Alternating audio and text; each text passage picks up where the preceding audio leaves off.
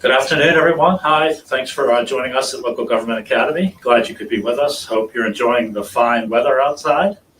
Here we are at Local Government Academy Studios. We have a 1-hour webinar class for you today about the path to a better transportation future. Before I get into the how this subject came about, our presenter, I just want to run through a couple, as I usually do, a couple classes that Local Government Academy has coming up. I won't take too much time with this, but I do want you to be aware of them. So Local Government Academy, if you have not joined us, we've been around for 34 years. We are a nonprofit, nonpartisan, and non-advocating organization that educates local government councils, boards, planning commissions, zoning boards, and just about everything local government. We also provide internships, technical assistance, and occasionally we offer grants to your community for different types of initiatives. On Wednesday, we have a joint class with the Sustainable Community Development Network on sustainability self-assessment. And this class is about looking at your community and your operations and deciding, analyzing it, assessing it, and deciding how you can improve them in a sustainable way. And that's hosted by Jim Price. Join us on Wednesday if you can for that. It's at 1 o'clock this Wednesday. Also, next week we have maintaining streams in your community. This is a very timely subject with the current weather shifts, rainy seasons, flooding, so forth. The streams can cause lots of problems if they're not maintained properly. So another 1 hour or so session in order to talk about streams and how to maintain them and how to protect your community and the communities downstream. Also, we have for a $50 slight charge, including lunch, we have a in-person grant seekers workshop. This is a very popular offering that we try to offer every year or so. This one is on Tuesday, May 15th. It is 7 hours of instruction from Catherine Hart of Hart Resources, and she's a great instructor and an accredited trainer nationally. So it's a very great opportunity to learn how to seek grants. So join us if you can, and we'll have lunch together. And we also have drones in your community. This is a somewhat of an introductory session that will last also an hour. It's free, it's a webinar. And we're gonna have Dave King from Steel City Drones come in and just generally talk about what to think about when you see drones in your community, whether it's companies using them or residents, and just how to, what to know about licensing and the Federal Aviation Administration and so forth. So really nice general overview if you don't know anything. So please join us for the drones in your community. We just set these two up late last week. We have an in-person also with Sustainable Pittsburgh, an in-person class at the City of Duquesne about equitable and inclusionary policies to benefit your community. And we're gonna have, we're still working on the final panelists, but a 4 or 5 person content experts that'll be there to discuss how to be equitable and inclusionary in your hiring policies, your HR policies, also your community actions and your communication with your community, just to include all residents. So it's a very, it's a 3-hour session, very wide encompassing session, and it's in person, so there's lots of opportunity to meet, network, and ask questions. So more on that coming your way. Please look for that and please join us. That's also free. And our last one we have lined up currently is our Act 13, and this is in collaboration with the Center for Education Policy and Management. It's our ongoing series about Marcellus shale drilling, and this is a discussion about Act 13, which is an amendment to the, I forget the act, but the larger Energy Act of Pennsylvania, and this act in particular addresses the impact fees, how they're spent, how they're distributed, and we will talk about how the fees are trending throughout the state. And we'll discuss some of the better projects that have been implemented by municipalities, just to give you ideas on how to spend your Act 13 funds. So another hour-long free webinar. So I go back to the, I guess I can't. Okay, so now I'm going to talk about the path to a better transportation future. So a real quick summary, and Caitlin's in the room, and hopefully I don't talk about things she planned on talking about, but back in 2015, the Allegheny Conference, the board of the Allegheny Conference on Community Development decided to develop a regional transportation vision and implementation framework that focused on the region's future needs. So in order to do that, they created the public-private partnership called the Regional Transportation Alliance of Southwestern Pennsylvania. And Caitlin Hawes Conrad is here with us to talk about that. So what the RTA did, the Regional Transportation Alliance, is they developed a study whose purpose was to facilitate a broad community discussion about the region's transportation future. The questions surrounding this study, two questions in particular, were what do we want from our transportation system in the next 10 to 20 years, and what do we do differently to get there? So very big questions. As I stated, the effort began in 2015. It lasted 2 years. They had this discussion with over 800 groups across 23 different market segments. And also, in those market segments included community groups, businesses, local leaders across the 10-county region of southwestern PA. The name of the study is Imagine Transportation 2.0, a vision for a better transportation future. Within that study, they developed 7 principles, all-encompassing principles, and then 50 ideas to explore within those principles. So it's a fascinating study. I can't wait for Caitlin to talk about it. So let's introduce Caitlin Hawes Conrad. She is a policy analyst, with Regional Transportation Alliance of Southwestern Pennsylvania, and Caitlin has been part of the study since the very beginning. So let's introduce Caitlin. Are you ready? Mm-hmm. Okay, let's do it.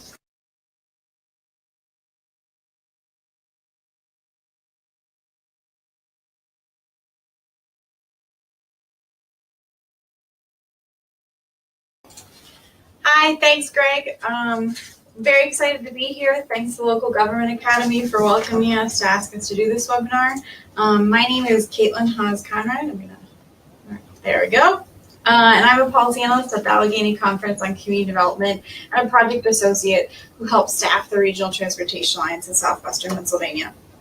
Because you chose to come and listen to this webinar today, I'm going to assume that you understand the importance of transportation and how important it is to having a vibrant community, economy, and sense of place.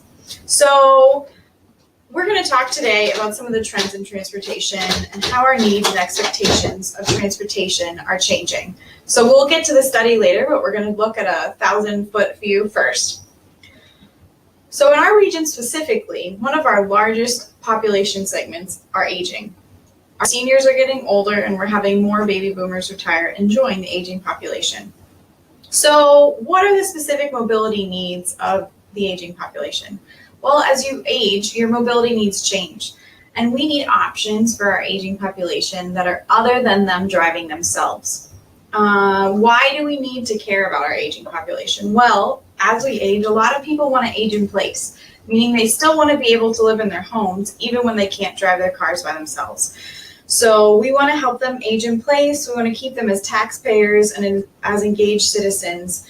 So for our transportation perspective, what can we do to help our aging members of our population? Well, we can focus on walking, which means more sidewalks, making sure they're ADA qualified so they have on-ramps and off-ramps that you can access easily, even if you're not able to walk very well. Transit, which means we need more service, more connections to make sure that they can access things like grocery stores, doctor's appointments, churches. An increase in shared ride services, which could be shuttles, Uber, taxis. In Allegheny County, Access is our public shared ride service, but there are other shared ride services in each of the outlying 10 counties. Places to sit and walk. A lot of people don't think about the fact that even if you have a really nice sidewalk, if you don't have a place to sit down or take a break on your way to the grocery store, you probably still can't use that sidewalk. And then access to amenities close to home. So is there shopping and food and healthcare options in your neighborhood, and is recreation close by? Another growing segment of our population, and now the largest segment of the population nationally, are millennials. They're even bigger than the baby boomers. So we know a lot of people talk about millennials. We all want to attract them to our areas, but millennials have a different set of needs and wants. So why are millennials different, and what is leading them to make different choices, and why do we want to attract them to our communities?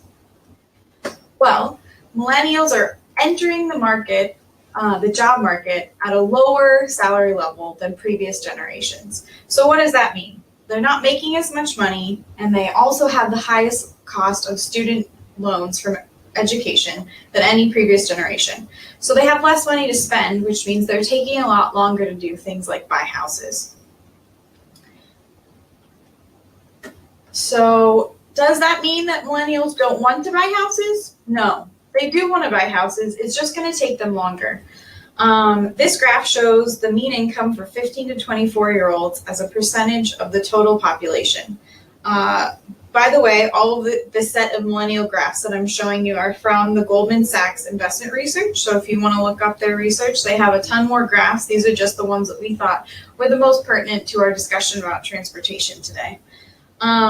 So what does having a lower starting salary have on, what effect does it have on our lifestyle choices? Well, it takes them longer to save money to buy a house. Does that mean that we shouldn't be considering where they are going to buy houses? No, we should be thinking about that now, because as they're trying to save money for longer, they are thinking about what sorts of communities that they want to live in. This slide shows that they want vibrant, easy to navigate neighborhoods. They want the ability to live and work without relying on cars, and they would consider moving to a city with better options, about half of them. So that means that if we can create our communities in an attractive way in these different transportation related categories, then we can attract this largest generation to our communities.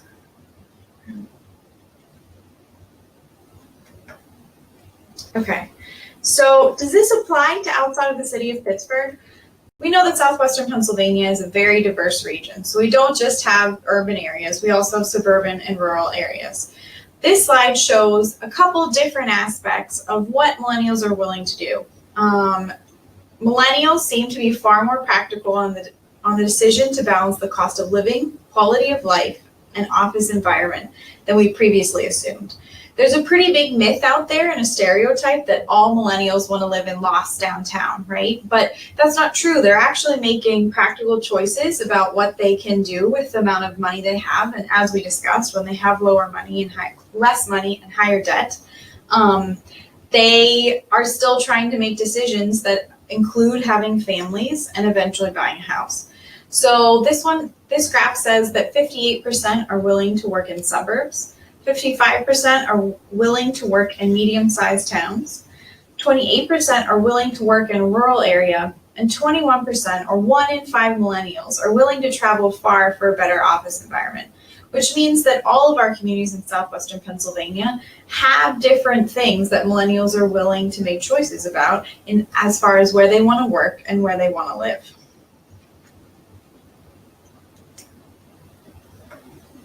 So, for millennials, what does this mean about what they specifically want in communities? We talked about how far they're willing to commute and whether or not they actually want to buy homes, which they do. So what are they also looking for? They're looking for affordable access to amenities. What are some of those amenities? Housing cost sensitive. That means that because they have lower amounts of money from their wages and they have higher debt, they are looking for lower costs of living for either renting or for buying a house.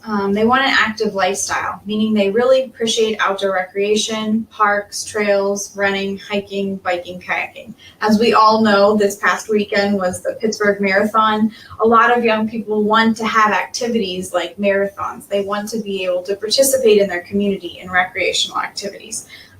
Some other ones throughout the region are all of our trails, access to rivers for kayaking and boating, and getting into forests for different backpacking and hiking opportunities. Access to entertainment. Millennials want bars, restaurants, shows of different musical types, festivals, and shopping.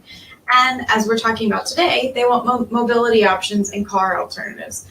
Most are not extremely excited about car ownership or driving. And from my own perspective, I am a millennial, and I did not get my license until I think a year and a half after I was allowed to, because I just wasn't that interested in it. And I'm sure a lot of you have family or friends of family who have millennials who either took a really long time to get their license or just weren't as excited about getting that car at the age of 16 than in previous generations. It wasn't quite as much a rite of passage as it has been in the past. And also all of these amenities, housing, active lifestyle, access to entertainment, mobility options, they all want these things close to home. So if your community has these or access to them, you're a very attractive community for millennials. So we all know that we've heard about technology and how it's related to transportation. It can seem overwhelming how much it seems that technology for transportation is changing. And there are a whole list of about 6 here of different ways and things we've heard of. So like location-based services or GPS tracking, smartphone sensors, predictive modeling, payment options, robots. So some of those are apps on your phone that help you see where your bus is, or apps like Google Maps that help you plan trips and how you should drive to avoid the most traffic. Sensors, we're talking a lot about different light technology for different traffic signals. Real-time information makes trip planning easier. I know that for myself, if I don't know when my bus is coming now, I'm like, why don't I know? It's not being tracked. Well, that's because we're very used to already having real-time information of where our buses are, how long it will take us to drive to a certain location. And I think even in the city of Pittsburgh, we have real-time tracking on our clouds in the winter, so you can know if the snowplow has already come by. So we're really used to, especially for streets, knowing where things are and how long it will take them to get from place to place. Smart adaptive traffic signals make intersections work better for all types of users. So what does that mean for all types of users? I think a lot of us know that traffic lights start and stop and they tell cars, trucks, buses to stop to let the intersection pass. But what are these new smart adaptive traffic signals able to do? Well, they're able to sense, or they're working on being able to sense, bikers and walkers, and they're being able to prioritize things. That's the newest wave of this part of transportation. So that if a bus, which is carrying 60 people on it, is coming towards the light, it'll wait longer to make sure it gets through, so that the system is working as efficiently as possible to move as many people as quickly as possible. Car, bike, and ride sharing. I know that we have a couple different car sharing options in the city of Pittsburgh and in the outer region. It's called Zipcar. And then we also have bike sharing. So downtown we have Healthy Ride, and it's now being expanded to 150 more stops throughout the city of Pittsburgh. And then ride sharing would be considered Uber and Lyfts of the world, which are also accessible, I believe, in almost all 10 counties now. We also have on-demand microtransit, which is an extension of mass transit or standalone service. We don't have pilots of the new ones of these. We do have a couple microtransit agencies in the city of Pittsburgh, and in Allegheny County. We have one in Acta, which is out by the airport, and Heritage Services, which is in the Braddock area. But there are also new microtransit options with different types of technology being piloted around the United States, where it's in a fixed route or it's in a fixed neighborhood and you access it by your phone. So we definitely have more options for that.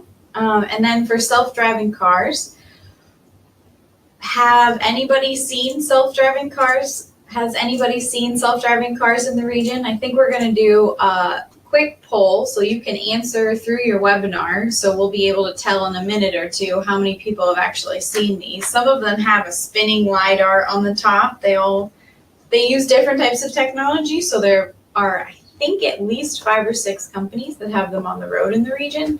So do we have the results from that yet? Yeah, we're getting them in live. It's at 100% right now. So okay, great. So everyone's seen one so far. If you haven't, it's just a matter of time before you see one on the road. Our region's a little bit unique in that there aren't that many places throughout the United States or major cities that have a lot of self-driving cars, but we do because of a lot of the research that's happening in our region. So really, this slide is just showing that everybody knows that a lot of technology is happening that can impact how we use transportation and the different types of services we can provide.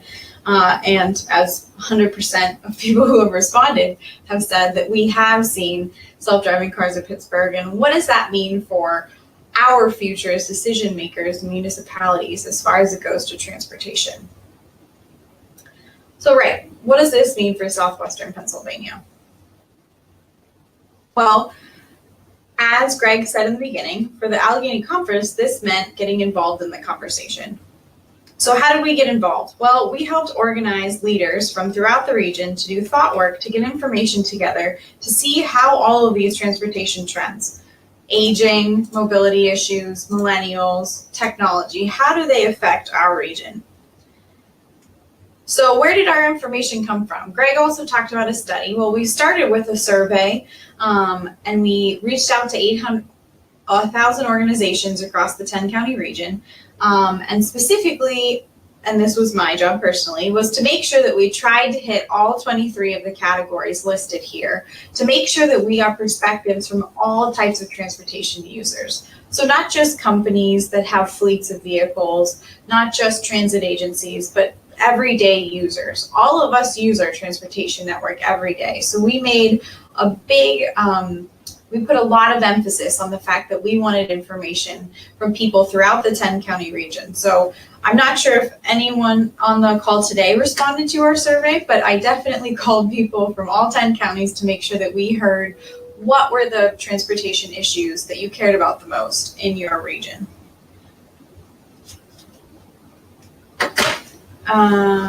Sure. So there were a few surprises in our results. This is a slide that shows all the priorities that we found in the answers for our survey.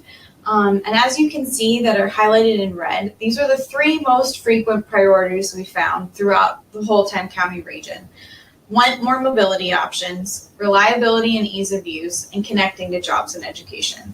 We really have the same priorities throughout the whole region related to what we want our transportation to be able to do for us. We want to be able to use multiple types of transportation. We want to be able to use them reliably, which means easy. We know that they're always there and that they're consistent. And then connecting to jobs and education, which makes complete sense. Most of us either have a job to go to or need to get to school.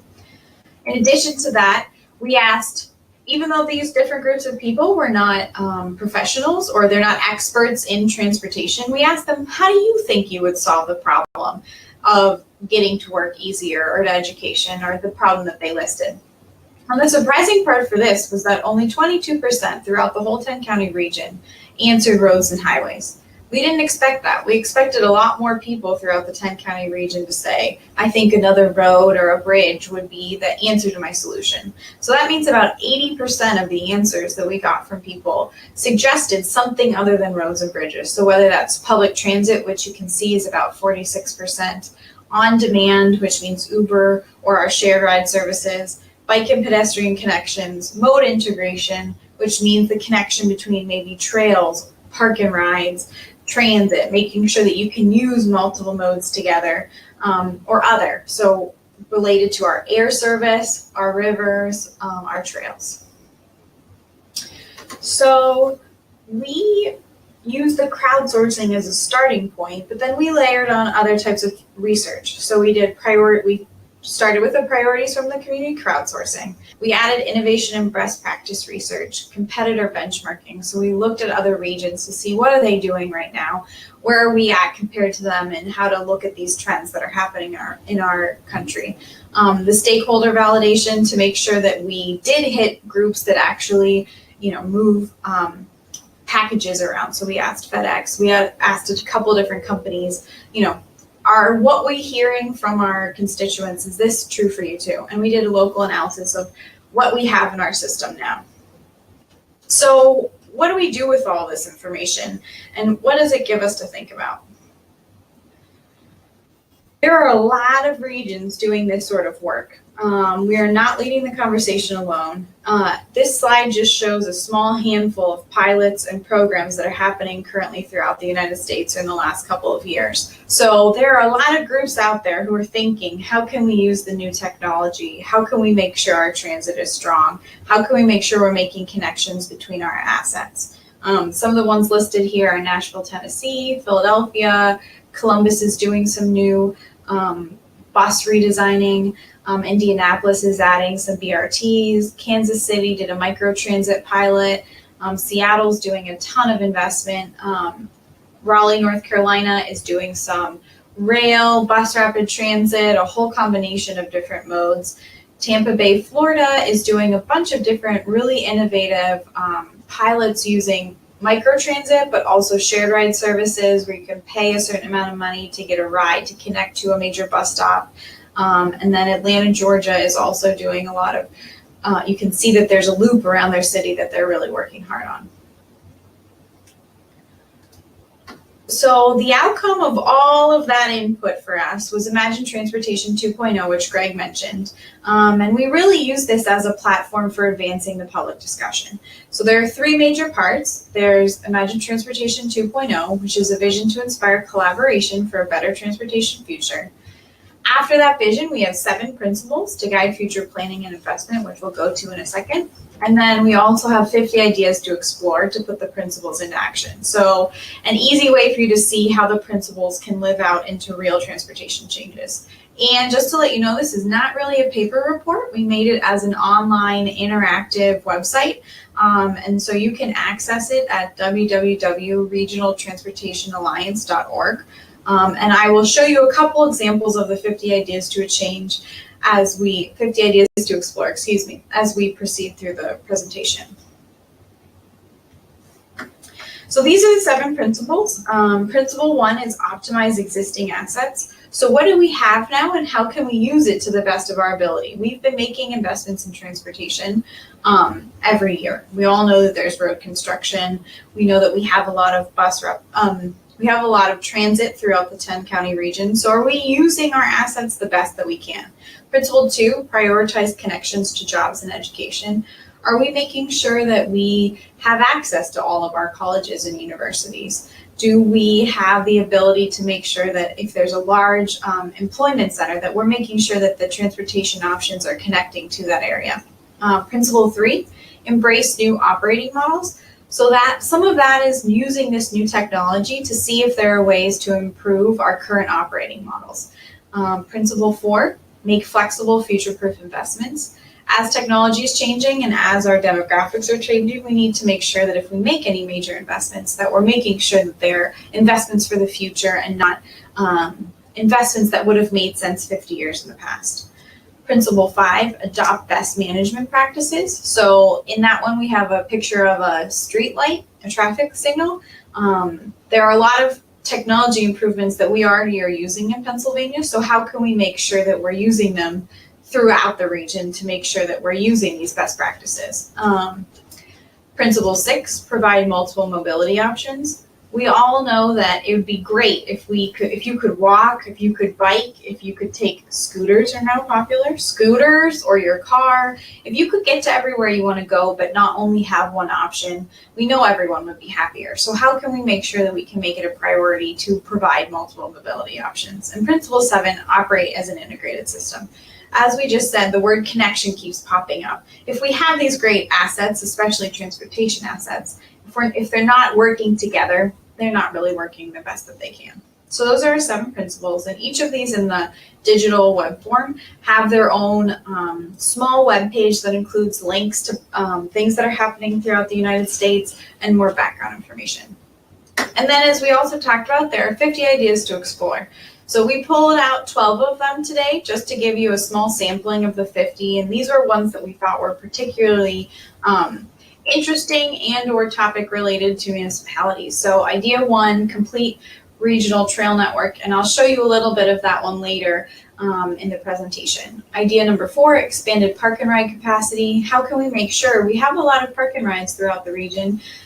Are they full? And if they are, how can we make sure we can expand the capacity to see that more people can park and then take transit?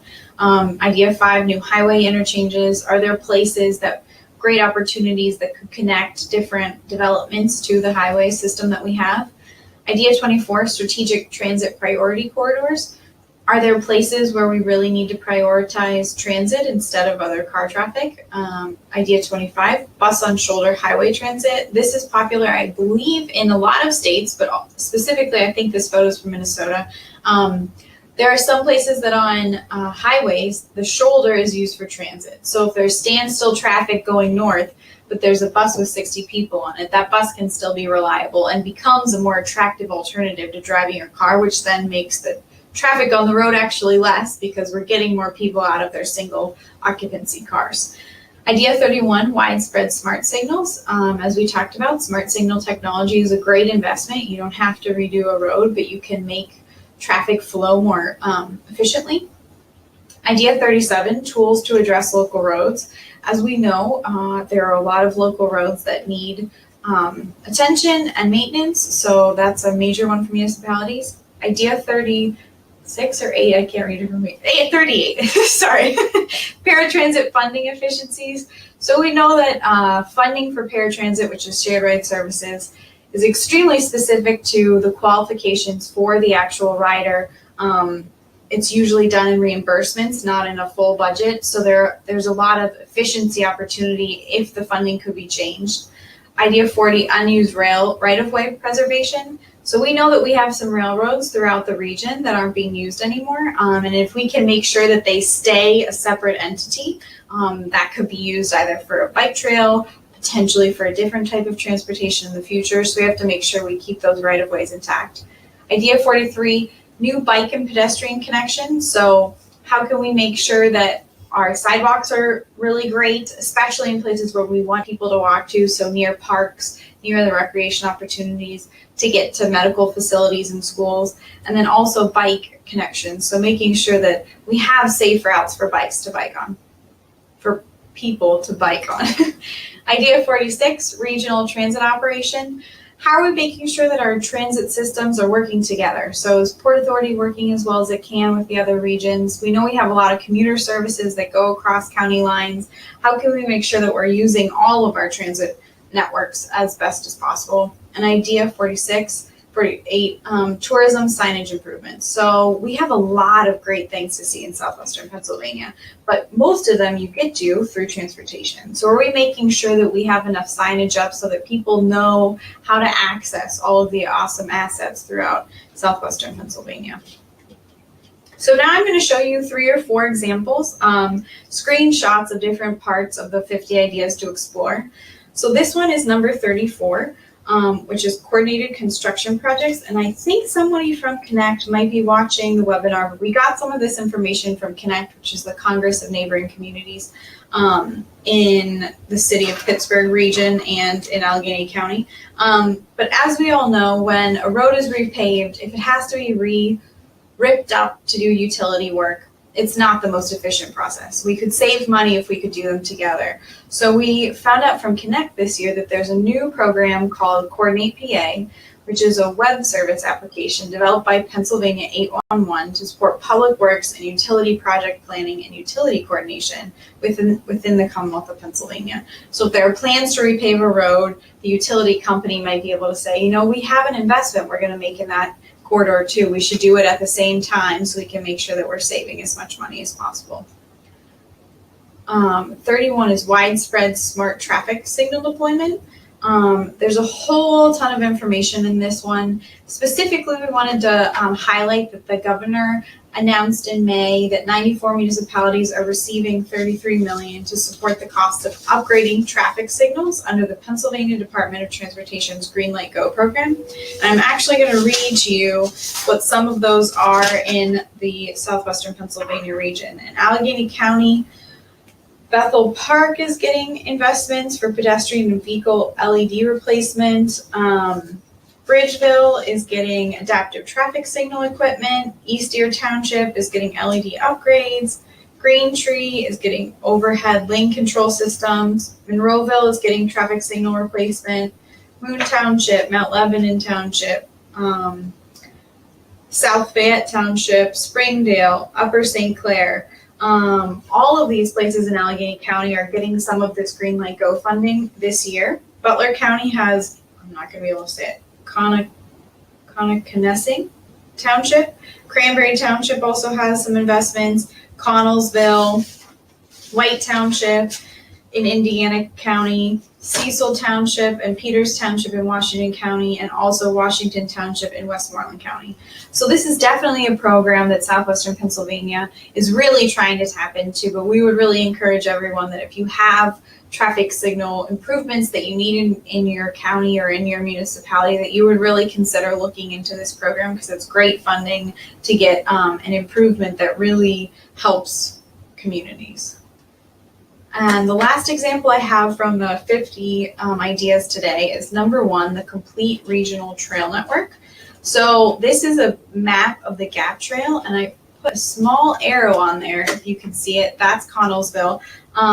And trails are an awesome asset for our region. We have a lot of them. This is one that connects all the way to Washington, D.C. And there was actually an article in the newspaper very recently about a trail from Parkersburg, West Virginia, that will connect all the way up to Pittsburgh. And the reason why I pointed out Connellsville is because the connection from Parkersburg will be through Connellsville. So their trail will come up, connect in Connellsville, and then be able to get all the way up to Pittsburgh. Now, why is this an idea to explore?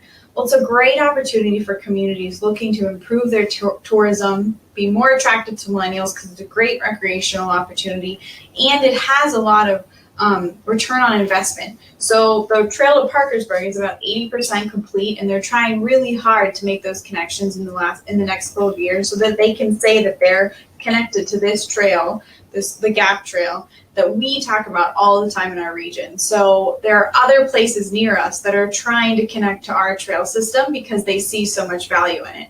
So from a transportation perspective, it's just a great win to have better trail connections. And there are a lot of regional trail initiatives happening throughout all of southwestern Pennsylvania, not just with the Gap Trail. A lot of smaller trails that are in municipalities, they're looking for ways to connect to these more major networks. We have another story and some information about the Industrial Heartland Trail Coalition. So later, if you want to look at this idea on the webpage, you can find more information about different regional trail initiatives that are happening. So what are the major takeaways today from this webinar? Well, and from Imagine Transportation 2.0 overall, we really are a region.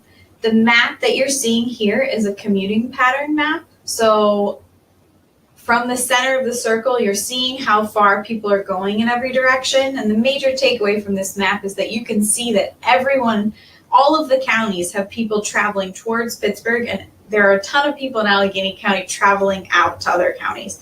So are we individual counties? Technically as governments, yes, but we're working as a region, we're moving as a region, and we really have to work together to make sure that our assets function together. It's all about providing options, right? We want to be able to get between places, and we want to be able to do that with as many options as possible. And as we learn about new technology options, everybody wants access to them. And better connections don't happen on their own. We know that this is a lot of work. Transportation investments are hard and they're not easy. So we need to work together to make sure that we can have a seamless support of our residents and businesses' mobility needs. That means across jurisdictions, through planning priorities, and by being strategic with limited dollars. So what does this have to do with you? We know that there are a lot of things municipalities can't control. Most of the money that is spent on transportation projects in our region, state-owned right-of-ways, what their neighboring municipalities do, meaning you could make a different choice for sidewalks than your neighboring municipality, where mass transit goes, where people work or go to school. But ultimately, all transportation investments are local. What do I mean by that? Well, your roads, your bridges, your transit, your trails, your bike connections, they are literally in a place, and that's a local place. So your streets, your people, your connections. The best people to identify connections that are missing are those who live there, right? So in your own community, you know what you need, and you know what connections people want to make. State and regional processes want more municipal input. And there are funding sources specifically geared towards municipalities to make plans and invest in local improvements. One of those ways that the state wants more input is called PennDOT Connects. So this was unveiled last year. It is an initiative of Leslie Richards, the Secretary of Transportation for PennDOT. And what do we know about PennDOT Connect so far? Well, it's one way to help influence transportation investments in your municipalities. If you know of an investment that's going to happen through PennDOT, they should be reaching out to your municipality to get feedback on that investment. And what we know right now is that they really want to be able to see your priorities in a plan, right? So not a wish and a dream, but they want to be able to know that you have committed to saying and doing what you're going to say. I said that wrong. Sorry. That your plan says, yes, we do want sidewalks, and this is how we're prioritizing our local funding to have a complete connection. Or this is the bike plan we've created for our community, so that when you ask for a bike lane on a specific road, it's clear that it's not going to be a one-off, but that you have a comprehensive plan. So some of these plans can be comprehensive plans, active transportation plans, and so PennDOT Connects is a great push to make sure that your plans are updated, or that you start the planning process now, so that when PennDOT comes to talk to you, you will be able to give them feedback. So we're going to do a poll again to see how many communities that are listening today have already been invited to a PennDOT Connects meeting. All right. I actually ran it a minute ago, and Okay. it looks like 78% said no, 22 said yes. Okay, so it's a slow process, but it's really important to know that if you have a state funded road or project that's coming to your region, you will have a meeting like this, and they're trying to have these at the very beginning of the planning process, so they know your wants and needs before they start engineering, so that it's a cost saving mechanism, and it's also making sure that you're getting what you need out of the investments that are happening in your communities. And then the last slide. This slide is a little bit overwhelming. There's a lot on here, but this is what you can do. There are a lot of resources to gather information and ideas. Census on the Map was where we got that commuting profile, where I showed you the circles, how far people are traveling to commute. So you can make one of those maps for your own region or your own municipality. The National Complete Street Coalition has a lot of sample policies and designs in case you're interested in updating your policies. Smart Growth America has a lot of studies about transit, about the rate of the return on investment for transportation. The CNT Housing and Transportation Index has a lot of demographic information. Imagine Transportation 2.0 is the interactive online web report that we showed you earlier. The National Association for City Transportation Officials has different street design guides, so you can look to see maybe we could design a street differently in your municipality. What are your options? What are the different best practices for that? And then PennDOT Connects, which we talked about, has started this year in 2018. And 22% of municipalities online have already had those meetings or been invited to them. Document your goals. So this is a whole list of different types of plans that you might already have or that you could update, or a lot of places now for smaller municipalities, they're doing multi-municipality plans, right? So if you have a greenway that you want to go through 3 or 4 municipalities, you can do that plan together. And you can also check your county comprehensive plan to make sure that whatever you're planning at a local municipal level really relates to what your county is planning as well. Lay the policy groundwork, update your zoning, consider a complete streets policy, talk to your neighboring communities to make sure that you're working on making better connections at your borders, specifically trails and signal connections. If you have great signals in your municipality, but then they stop at the border, that's not as effective as it could be. And find partners to help. I mentioned Connect. I think somebody's on the line from Connect today. They're a great resource. They're helping a lot of different municipalities work together to find the best solutions to problems involving transportation, but also pretty much every type of municipal problem you can think of. The American Heart Association actually has a lot of funding to do different walkability studies to help communities be healthier so that they can fight for better heart health.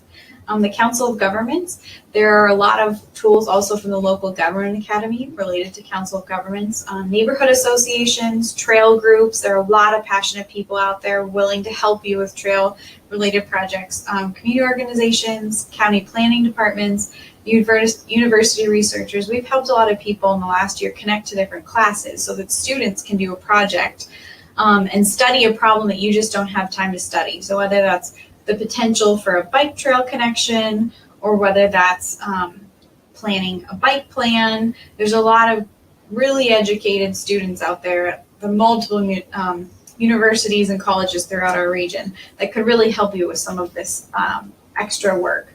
And then be ready to ask. This is talking about your TIP process, the Transportation Improvement Plan. It comes up every 2 years, and you have to be prepared to say, this is what I want to submit my comment, to get it in writing that you have a request for a transportation investment. The Long Range Transportation Plan, that happens every 4 years, and it's kind of like the overarching vision and plan that creates the TIPs underneath it. So definitely try to participate in that. It's happening this year. We're creating the next Long Range Transportation Plan at the Southwestern Pennsylvania Commission. We just talked about PennDOT Connects. That's before a project starts. Port Authority service requests. So if you're in Allegheny County and even near Allegheny County, every fourth quarter they review all of the requests throughout the year. So a couple of them have been for different senior centers or nursing homes have requested a bus stop close to them. They know they're close to a route, they're just not close enough to get there. So Port Authority considers those once a year. And then if there are new private development proposals, if it's affordable housing, if it's housing of any kind, if it's an education opportunity, if it's a job placement, is that a great place to connect to transit, trails? Is there a sidewalk if people need to walk there? So it's definitely a great time to think about transportation. And I think that's my last slide. Oh, second to last. So you can apply for funding to develop your plans and begin construction.